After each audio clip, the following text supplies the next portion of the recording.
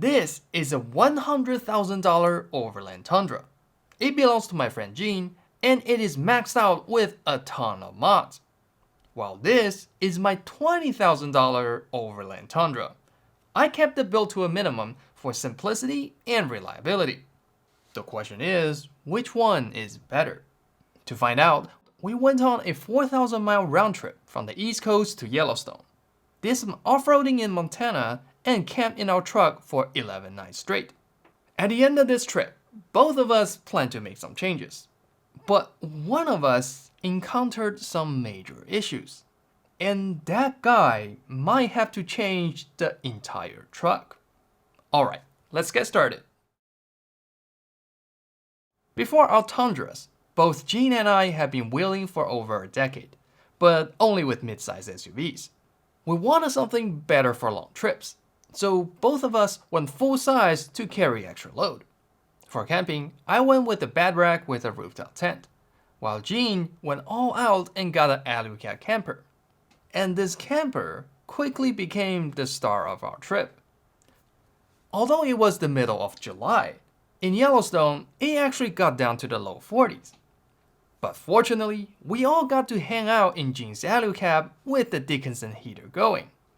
His Mod Cab family camper had extra second floor space, so it was surprisingly spacious for 4 adults to hang out and move around. This fully enclosed living space was something my setup could never replicate. But to put it into perspective, Gene's Alucab alone cost more than my entire truck, plus all my accessories.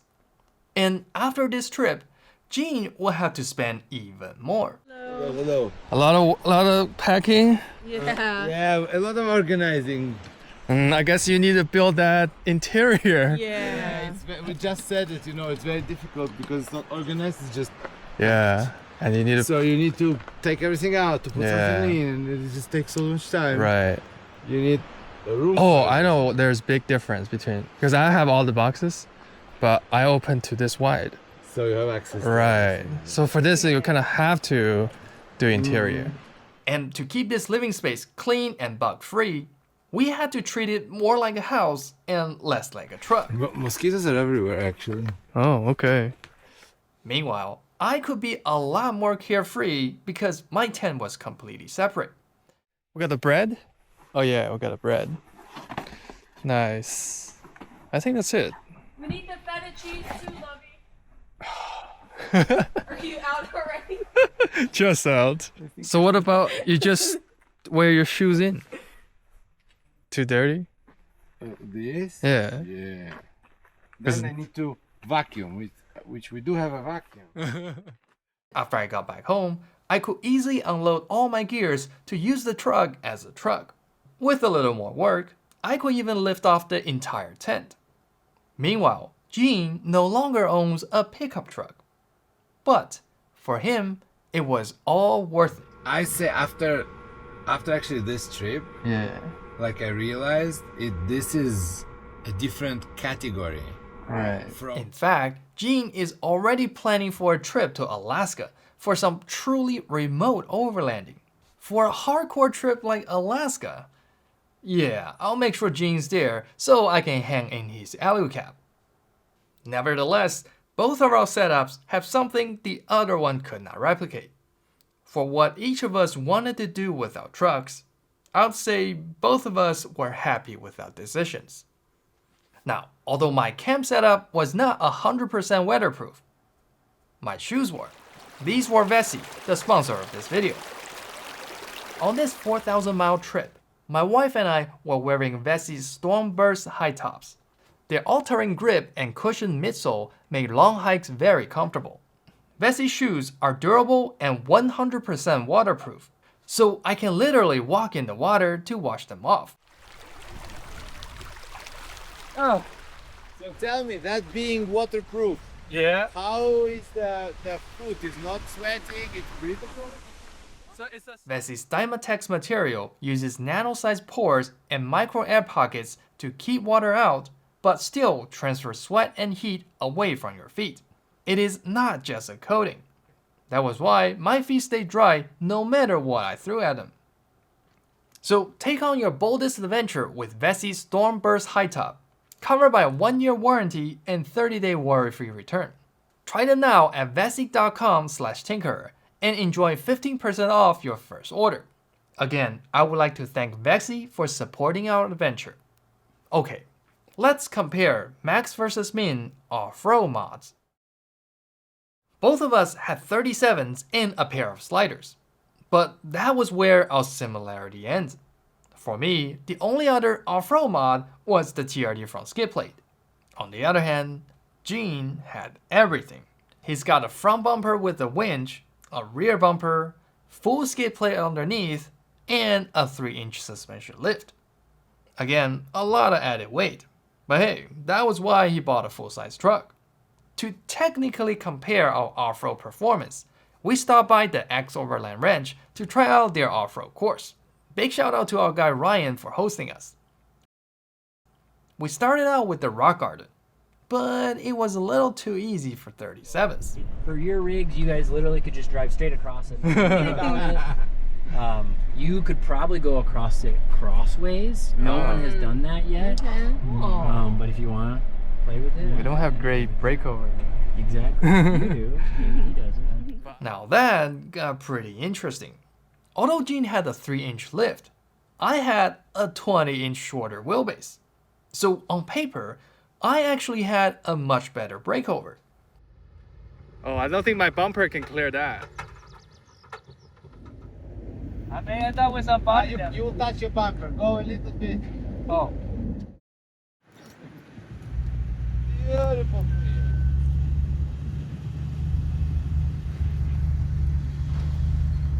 All right. Nice. You can straighten out. Gene continued to crawl slow and steady. Meanwhile, I was dragging a lot more. I thought I had a better breakover. Gene made a final climb with no locker and no drama.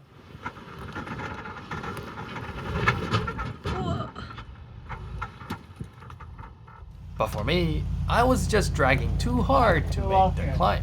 I didn't use the locker. Oh, I guess I need to back up. We've all seen diagrams like these to compare off-road vehicles.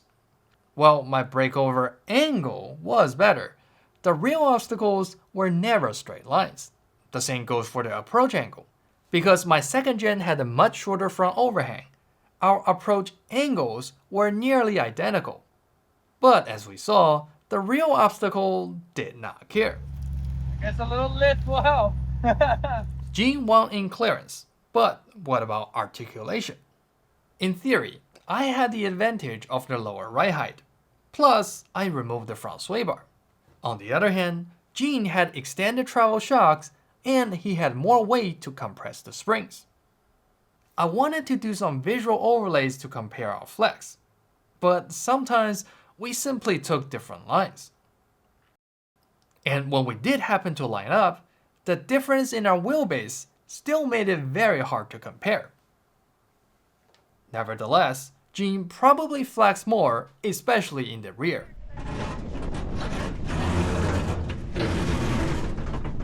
Because his rear shocks were so long that his drive shaft actually contact his gas tank skid. Well, this is what happens when you have too many mods. They will fight each other. Now, the biggest difference between our trucks actually showed up when we explored easier trails. My stock suspension was just rough on washboard trails. Sometimes it felt like my truck was gonna break in half.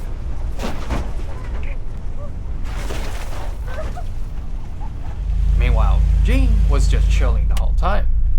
You look pretty stable. Do you feel like bumping around?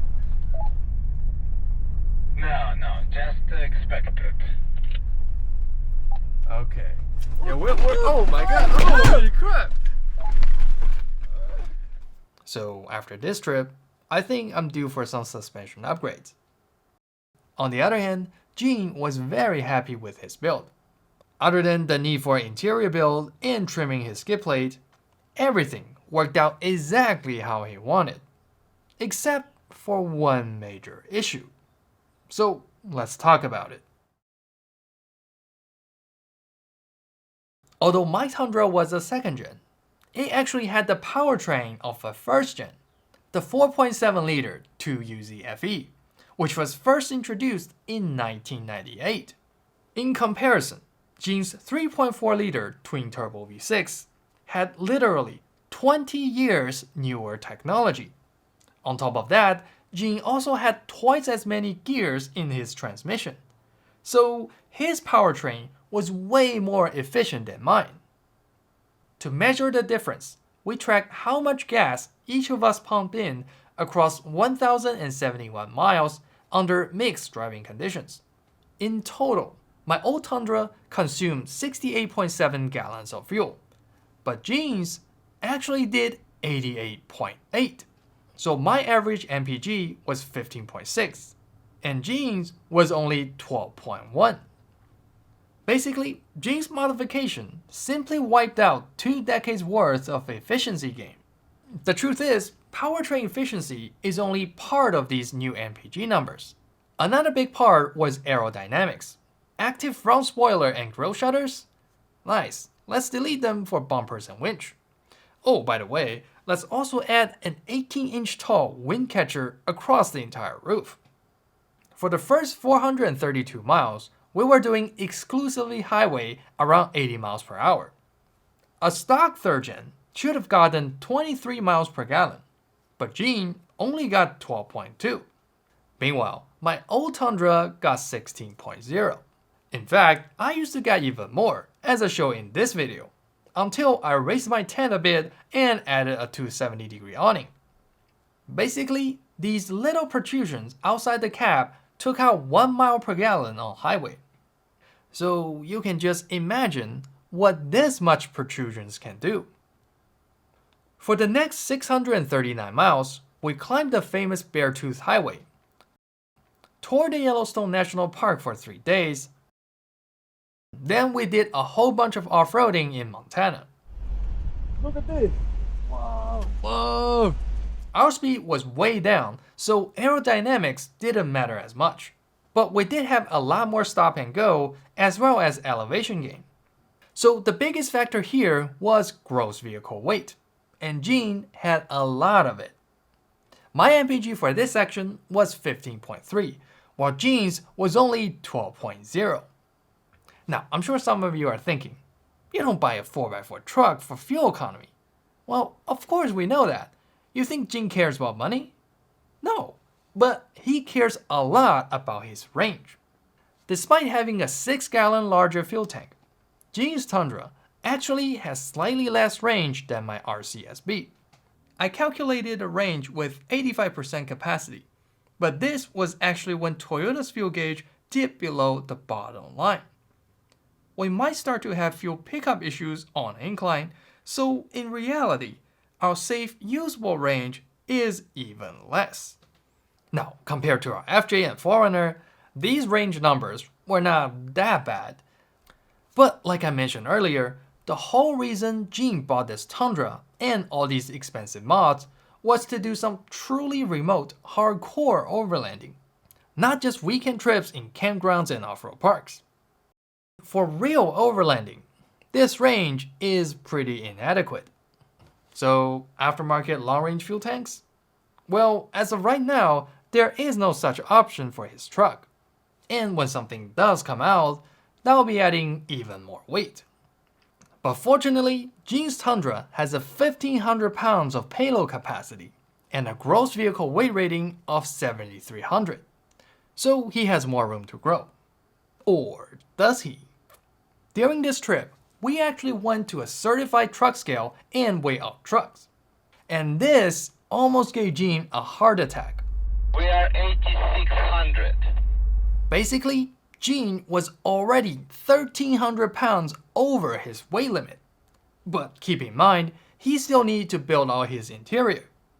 Now, Gene did have heavy-duty suspensions, and the truck was driving just fine. But was it actually fine? And how much do you think my Tundra weighed? We will answer all that in the next video. But after figuring out his range and the gross vehicle weight. Gene said, I think not now, of course, but in 3-4 years, I just need to get my 3500 diesel. It just never ends. It's just going up and up. once I finish the video about GVWR, I will link it in the description below. Thank you for watching. I will see you in the next one.